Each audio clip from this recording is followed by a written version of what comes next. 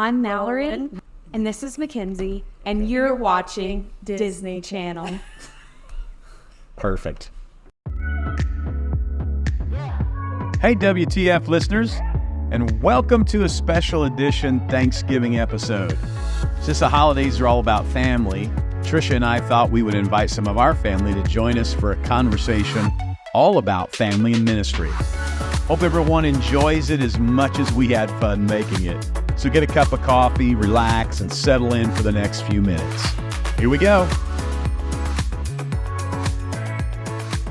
Welcome to this week's episode of WTF Walk the Faith Podcast, special edition. Special time. That's Special right. day. I am Tricia. And I am obviously Kevin. That's right. And we are your host. And we are so glad that you have joined us. And like we said, this is a special edition. So we've got some special people joining us today. So go around the room and introduce yourself. My name is Mallory. Oh, this is our oldest. Our oldest. And Mackenzie. Our middle. And she thinks she's the favorite. Yes. We haven't put that in there. Right. Yeah. We did. And then, son-in-law, Daniel Yes. Lopez.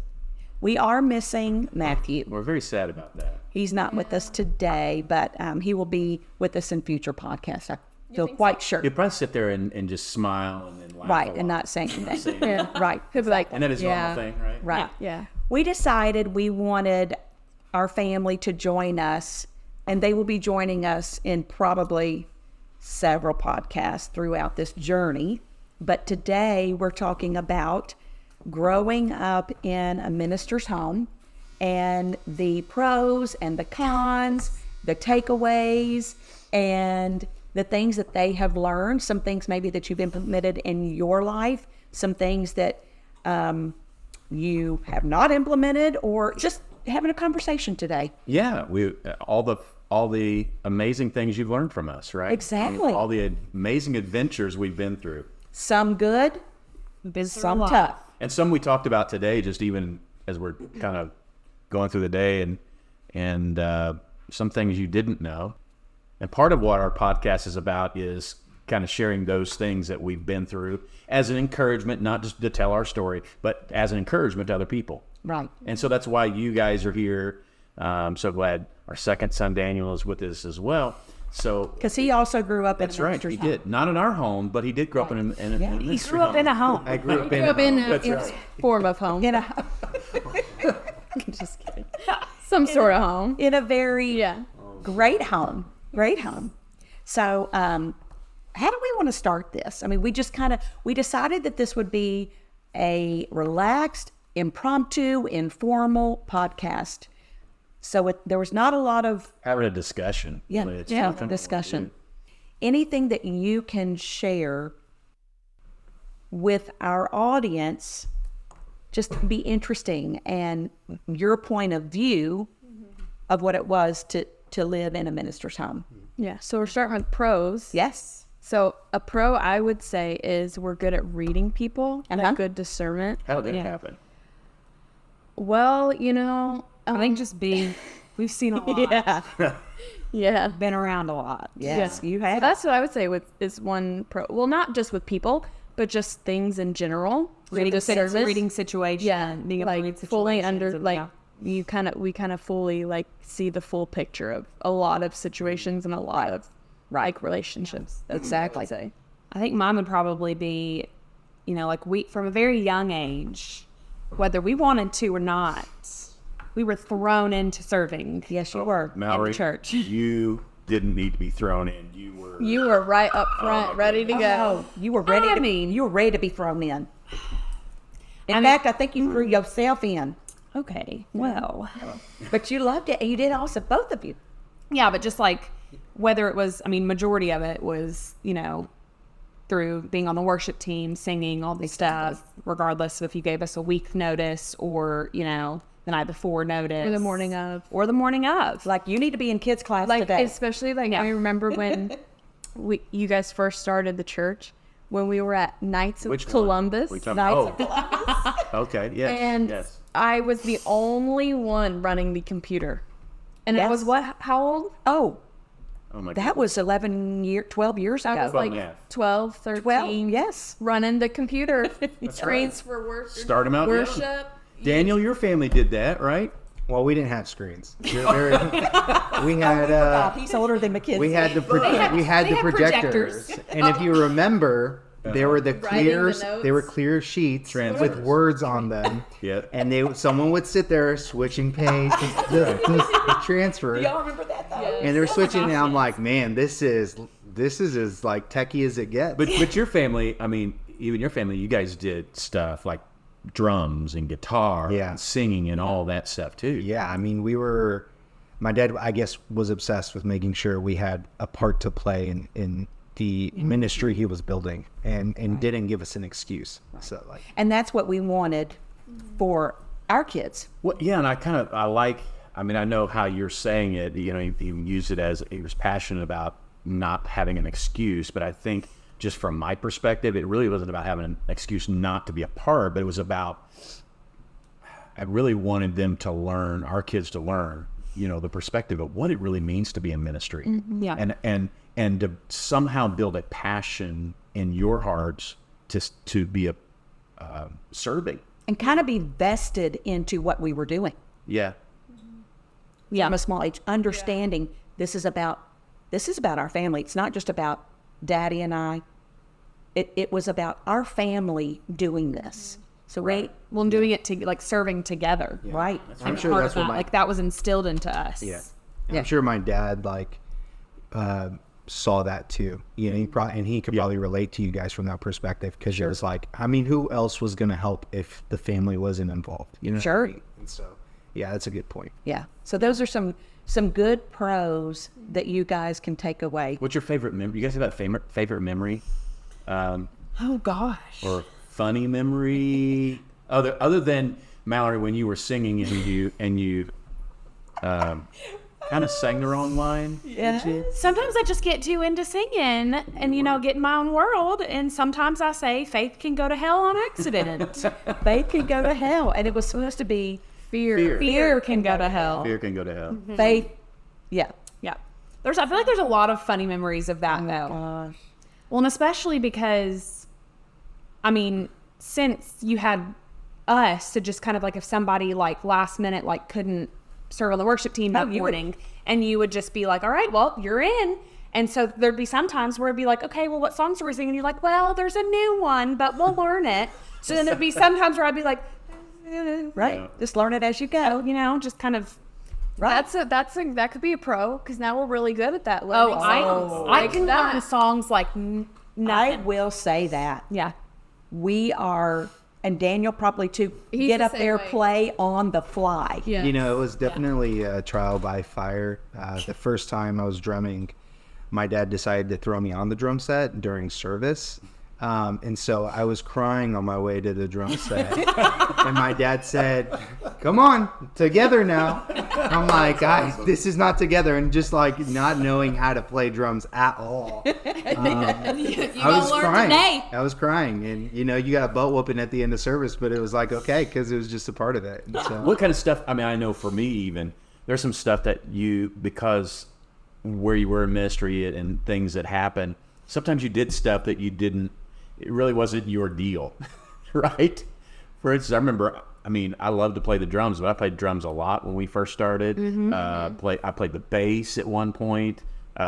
What'd you guys do that was something you really weren't passionate about, but you did it because it just needed to be done? I don't know, because I mean, I always loved kids, so like serving in like the kids' classes was always something I liked to do, and then of course, I don't mind singing. I didn't like talking to new people.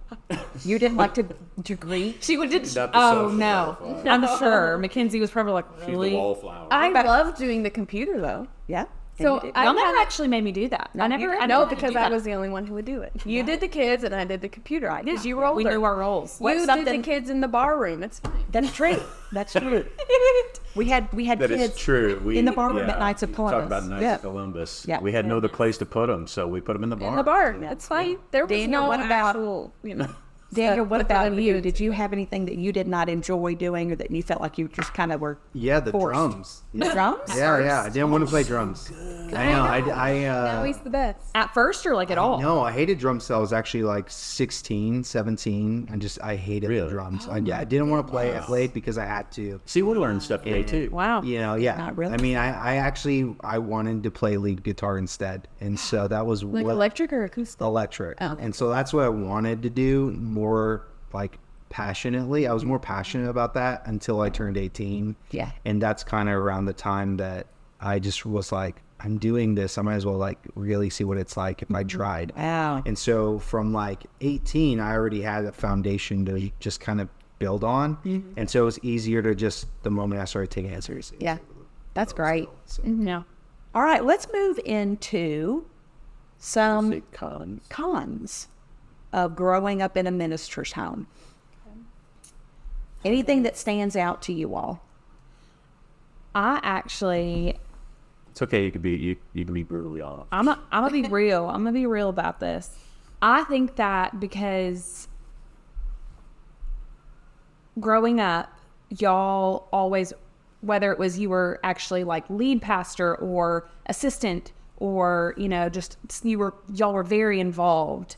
And so it's a pro because growing up, like I just automatically had an insert into this church. And I think that now growing up, it's such a weird like flip side because now I'm having to take the skills that y'all have instilled into me and I'm having to do it on my own. Like that was always something that was just kind of there. Like when we merged churches or, we went to a new church when we moved states, we always had like, I wouldn't necessarily say like an in, Yeah. but like we were just submerged into Yeah.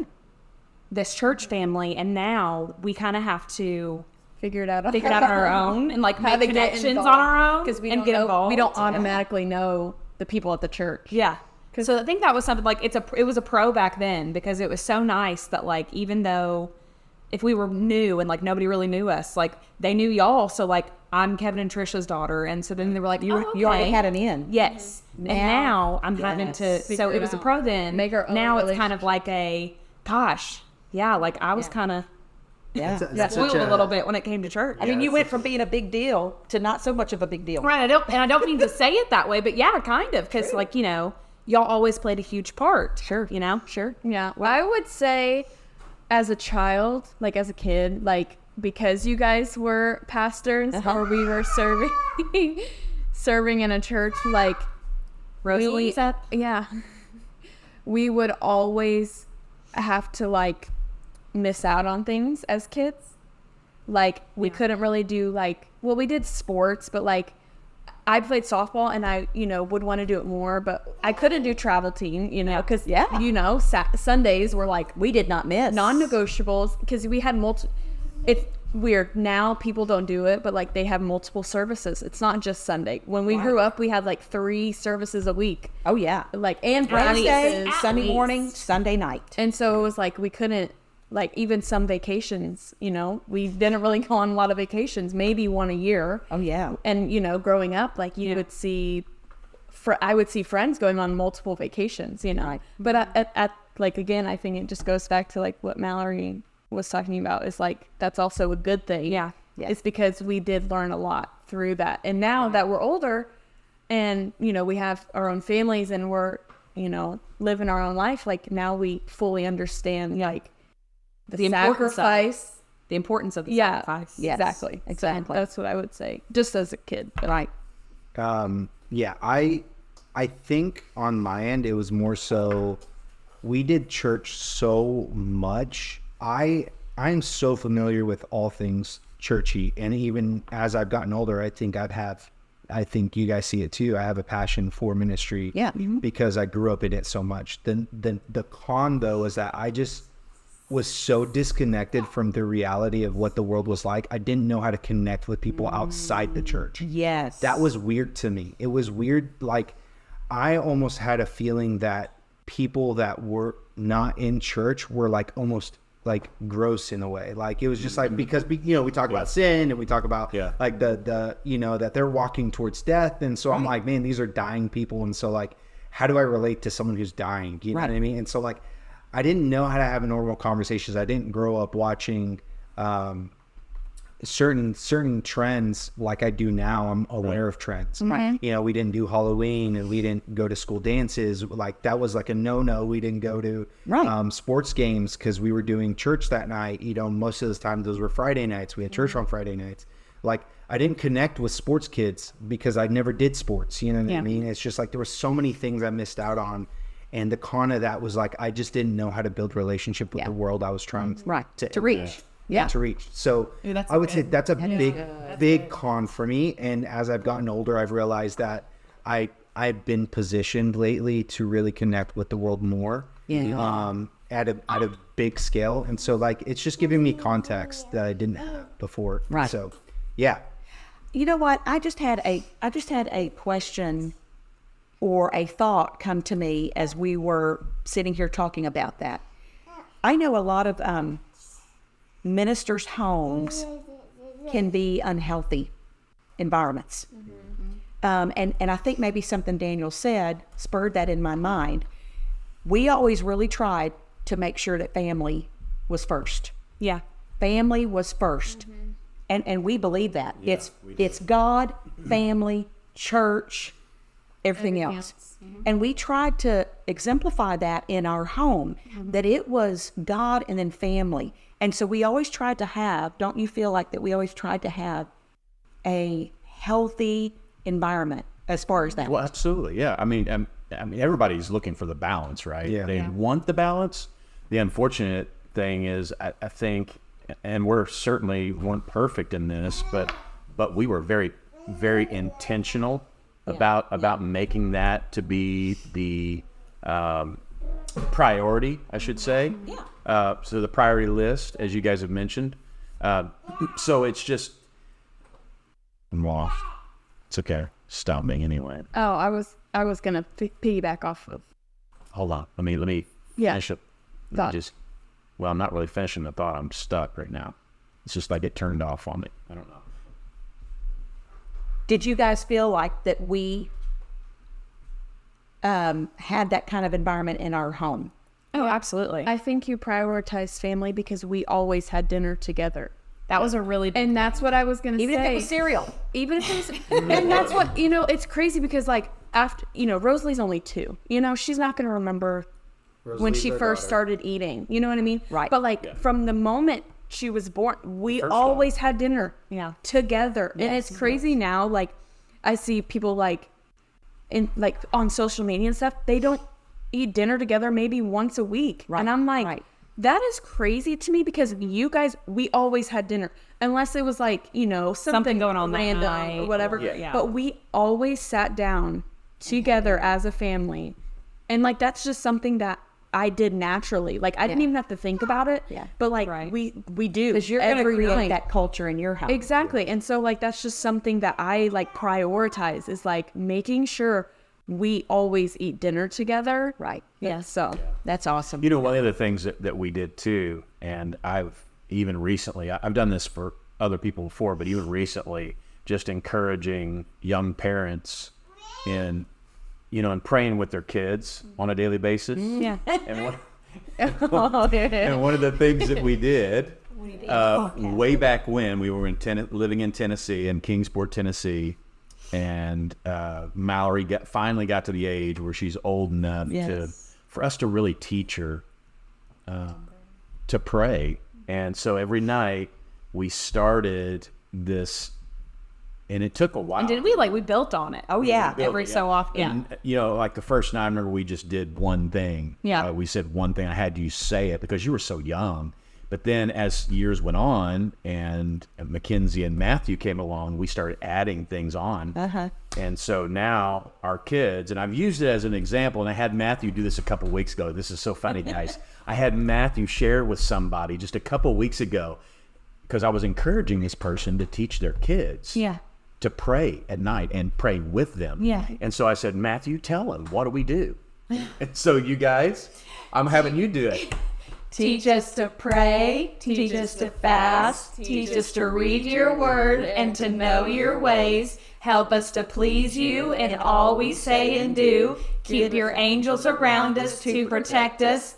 Give us a No, good night. you went it backwards. Oh, I did it backwards. No. Okay, it's been a minute. Cut that. Cut that one. We can start again. Okay, ready? Teach us to pray, teach us to fast, teach us to read your word and to know your ways. Help us to please you in all we say and do. Give us a good night's sleep and a great day tomorrow. Keep your angels around us to protect us. I love you, Jesus. Amen. Daniel, it's funny. When Daniel first heard it, he was like, "It sounds like a cult." He's like, "That's a little creepy." Yeah. I mean, the whole point was not necessarily. It was consistent. Yeah, it's just that we wanted to be consistent, and And as a kid, it's very elementary, and that's the whole Well, it's kind of like, I mean, there's the Lord's Prayer. That's the Edwards Prayer. Yeah. Exactly. For the Lord. To the Lord. Yeah. To the Lord. But yeah. Yeah. So y'all definitely did. Yeah. Definitely. We tried. And throughout, even when y'all were in your teens, we would have, do you remember the time we had prayer and Matthew wanted us to pray for his abs or something like that. He wanted us to pray for his abs. But even when you all were in your teen years, we would end with that. Absolutely. We would pray for whatever your needs were, and then we would end with that. It was just something that was just that we had built in our home that was a comfort. And I feel as a parent, not just in ministry, but just as a parent in general, I count that as one of the successes that I see. Again, the prayer itself, really, there's not a lot of power to it, but there's power in it from the standpoint of it taught you how. Yeah. Even though it was just repetitive, still, it taught you how to pray as kids.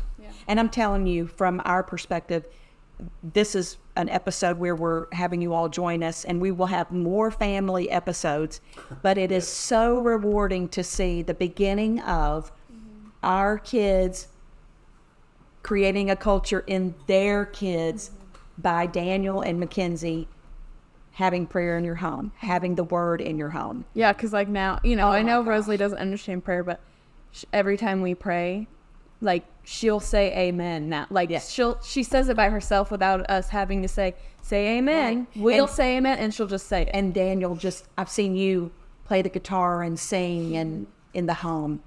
You had that in your home.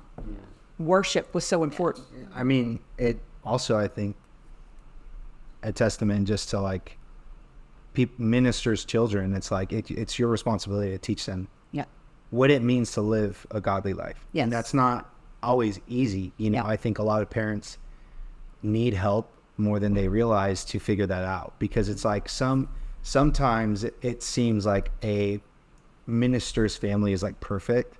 And in reality, like they're in the same boat as everybody they're trying to encourage and empower. Right. And so they're still trying to figure out what the best way to do that is. And they're still trying to figure out the best encouragement and the best, like, hey, like do this, not this. And, it's like they're trying to implement that in their own home. And so I'm really grateful that, my parents thought that one of those important things was worship. Yeah. That worship wasn't just something we sang at church. It was something we sang in our home. Right. Morning and night. And so like, I'm just grateful that I get to pass that down to our children, and that it's not just something we do at church. Yeah. And how awesome that Mackenzie married someone that plays and sings. We know what it's like to love doing ministry together, love singing together. I know we had one time like you can't ride in our vehicle unless you can do parts, unless you can sing parts. But something else I want to touch on really quick is I know that you guys always didn't see the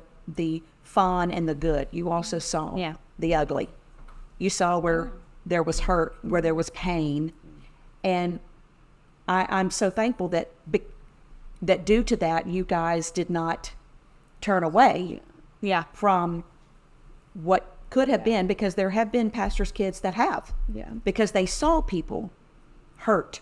They saw people, we always talk about people being church hurt.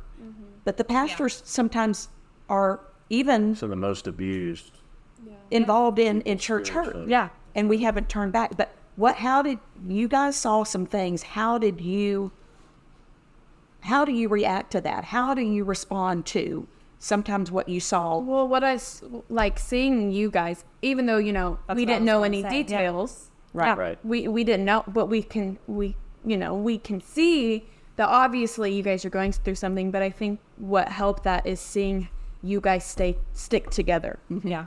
You guys Y'all were the example. Like, you guys, no matter what the situation, like, you guys were on the same page with everything, and you guys didn't steer away. Right. So Right. I think just naturally it taught us, no matter what we go through, why would we steer away when that's Yes, our rock. That like, God's our rock, and seeing you guys, you didn't stray away, even though no matter how hurt you guys were. Yeah. It's just something that you guys instilled in us. Yeah. Exactly. And I think that even when there were those tough times, that because our family was so close, we always had conversations, and y'all, I mean, yes, y'all didn't give us all the details because we didn't need all of that, but y'all were always encouraging and always very uplifting about it, and had those conversations with us. Yeah. It kept us involved to some extent. Right. That way that we knew y'all's kind of like mindset that y'all had to kind of be in while all this chaos is going on. Yeah. That it was, y'all were the example. Y'all set an example and instilled that into us, that, that's not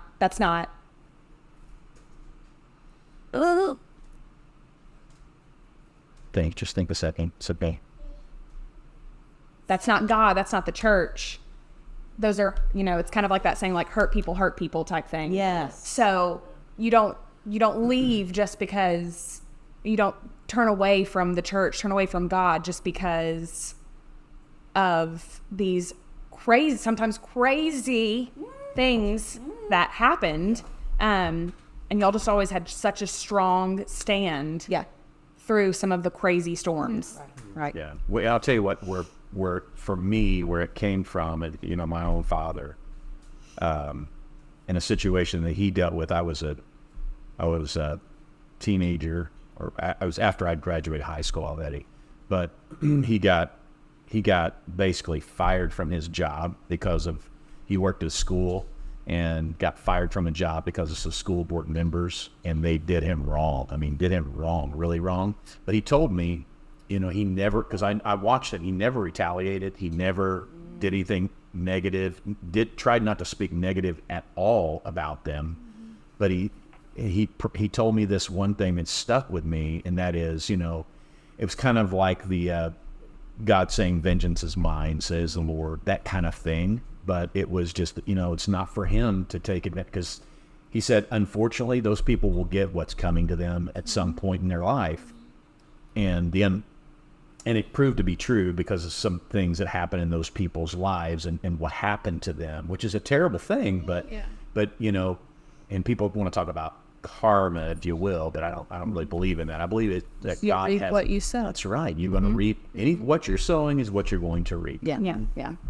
And I'm sure, Daniel, you probably experienced some of that too in your Oh man, I experienced. church. I mean, people hurt. Well, when you're a minister, people take advantage of you. Yeah. I mean, really, they come in for help and encouragement, but in reality, they're just needy people, and they put their reliance and dependence on the pastors instead of really Expect putting it you on to fix their instead of putting it on God. I mean, you're like, it's just always misplaced dependence, and I saw that so many times with my parents, and I think I've seen it a couple we've seen times. it plenty of I've seen it a times. couple times with even you guys. Knowing you guys within the time frame that we've known you, that people have misplaced their dependence on you guys when really they should have been like, oh, you guys are learning and ever growing individuals, and reality is we put you guys on the pedestal when that was misplaced dependence. Yeah. That's right. And so it's like I saw that so many times with my father. Yeah. Really trying to ask people for help and people just taking advantage of his abilities and his ability to communicate with people who were in a different communication group, Spanish people.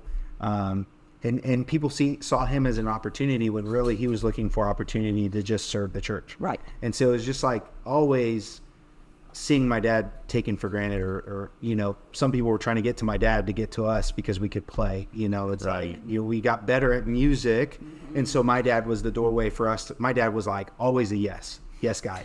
Like, oh, we'll go to your church. And so that's why, like earlier when you said talking about how like it was hard to kind of go to other churches and then kind of further like that was never a problem because my dad was always the yes guy. So like any church we could go to, they were our people. So like I had to learn how to love people I didn't know and how to talk to people I didn't know and how to connect with people I didn't know like constantly.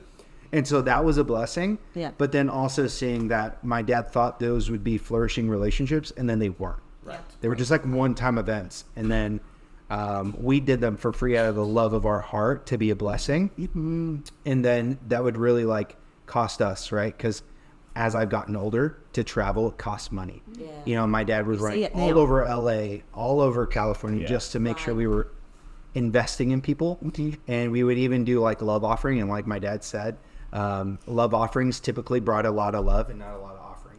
Yeah, so that's right. That was just something we've experienced. And so it's that's just your like pop for the day. It comes with a lot of hurt that I think we like you said, you guys prioritize family. My dad tried to prioritize serving people first. Mm-hmm. And so we got the short end of the stick. And then when you put on top of that a lack of finances to provide for family, it almost came off like my dad couldn't provide for us. And so that wasn't his fault. It was just misplaced dependence. Yeah. And, you know, really hoping that you could rely on people when they were in position. One thing that we will always say is people are always worth it. People are worth it. They're worth it. This is what we were called to do. People are always worth it. And we want to end with the pop. Yeah, today. And while we're having this conversation, I feel like just for me, and I'll let you guys share what you believe, you know, a pop or a point of podcast of what you feel like we are. But I think it just hit me just a moment ago about the sowing and reaping. You know, Jesus talked about, you know, whatever you sow, you're also going to reap. But it's not just about, you know, your finances. It's not just about other areas of your life, but it's about your family. It's about your ministry. It's whatever it is in your life, whatever you're sowing into, that's where you're going to reap. Exactly. Yeah. So you have to make that decision about in your life, where are you going to sow? Yeah. And what you're sowing is also going to tell you what you're going to reap. Right. Exactly. Exactly. So if it's the wrong area, you're going to reap in the wrong area. Right. So you guys have anything that you're thinking about? I just think that, I mean, like we were talking about earlier, we've seen the good, the bad, and the ugly and everything, but I think that personally, I think that, and I'm sure Mackenzie can agree, it gave us a very well-rounded, what's the word I'm looking for? Like we're just very, I feel like we're better for it. Even though we've seen, even though there are some times where even, you know, we talk about how y'all have had hurt, but I mean, I feel like there's times that me and Mackenzie have had our own, I mean, whatever it was, but I just think that it has made us better in the end. Helped you maybe to be resilient. Yeah. Oh, absolutely. Yes. Absolutely. All of you. Yeah. Mackenzie, anything specifically? I kind of lost what you're talking about. The pop. Oh, like what? Something to take away? Okay, quick. Hold on. I had something and I forgot. That's okay. Oh, I would say just like back to like not relying on our own strength, I guess you could say. And relying on God. Yes, that's like, good. Yeah, you know, I've had my moments where I'm like, you know, struggling or whatever, but then I always have to remind myself, like, I can't rely on my strength. I have to rely on God and His strength, right? Because He is in me, you know, like, so just making sure like God is the rock, the center of not just my life, but my family, you know, keeping Him at the center. I thought about this for so long, especially like growing up with my parents, just the amount of missed opportunities I had. If I would have just been more aware and would have said, hey, like this, I almost thought being in a ministerial family was a prison. And if I could go back and encourage someone and say like, hey, here's the point, like lean into if it's your family's the ministry, like lean into that. Like, those are core memories you're going to have for the rest of your life. Oh yeah. Help your parents 1,000%, because you're going to walk away with some things, some skills. You're going to walk away with some benefits, some things that are just going to give you perspective on other people. Like, there's just so much blessing in just leaning into that moment in time in your life, and so like have the right perspective, obviously. And really the people I'm talking to is like, if you're a pastor's kid and you feel like, oh, the church isn't growing and it doesn't look like the way it's supposed to look like, or it doesn't look like their church, and why can't we go hang out with that church? Like, don't worry about that. Like, lean into where you are. That's good. Be present for your parents, and because your parents are trying to be present for other people. You know what I mean? And Or even if you're not a pastor's kid, like don't act like you're not a part of the picture, because you totally are. That's right. And so like if you could just be present, if you're 10 years old to 30 years old, Sure. lean into the moment. even you can take what we're saying, even if you're not in ministry, you can apply that to anything. Bring into people is Your work, Yes. you go through hurt at work. Sure. Yeah. Oh yeah. Like, so it's not just like, even though we're talking about being in ministry, You can apply that. You can apply it to any area of your life. Exactly. Yeah. So like, Lean into this podcast isn't just for people in ministry. No. Right. It's for everybody. You can take away. Yeah. These are just because that's what we lived. So it's like, we you all- can put that in any area. Yeah. We all go through like moments where we have to walk our faith out. Yes. Like, especially in this day and age. See what he did there. You have Yeah. to, you See what have he did to, you have to have the right perspective, Yeah. because if you don't, then you're just going to walk around and people are like hoping they can pull something from you. And really you have nothing to give, because instead of leaning into your season, you made excuses and made complaints. And that's just like, even right now, we're not currently fulfilling a position of ministry, but I always remind her, like, our children are our first ministry. Like, let's minister. Let's work on our heart. Let's build ourselves up. Like, we're still leaders. Like, leadership is not a position. Leadership is a quality or character that you're willing to grow. And so, like, just selfishly try to lead into. That's good. Yeah. Anything from you? The pop. Yeah. Anything you have? Oh my goodness. We're just plugging on, Kevin. We are plugging on. Plugging on. Just to me, I mean, truly, the pop is keep doing what you have been called to do. Yeah. No matter what comes your way, you keep on being faithful. You keep on walking the faith. That's very good. And don't let distractions, because I'm telling you, we know that the enemy has tried to throw distractions at us. Yeah. But we have decided, no matter what, we will keep walking the faith. That's good. That's a good way to end for this right. for this episode anyway. That's right. And we'll have more of these in the future, but sure want to thank you guys for joining us today, Mallory, Mackenzie, Daniel, and Rosalie. In the joined us for a little bit. That's right. Soundtrack of Rosalie in the background. That's right.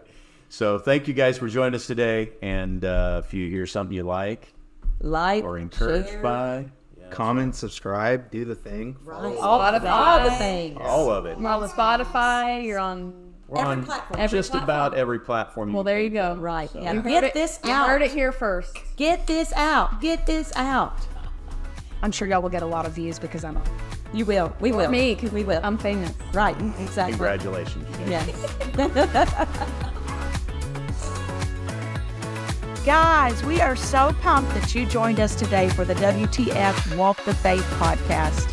If you heard something that encouraged you, we want you to like, subscribe, and share so that others can hear also. And as always, if you would like to contact us, you can reach us on Instagram and Facebook, or by sending an email to walkthefaithpodcast@gmail.com. That's walkthefaithpodcast@gmail.com. Until next time, remember that faith is not just about believing, it's about taking action. So walk the faith.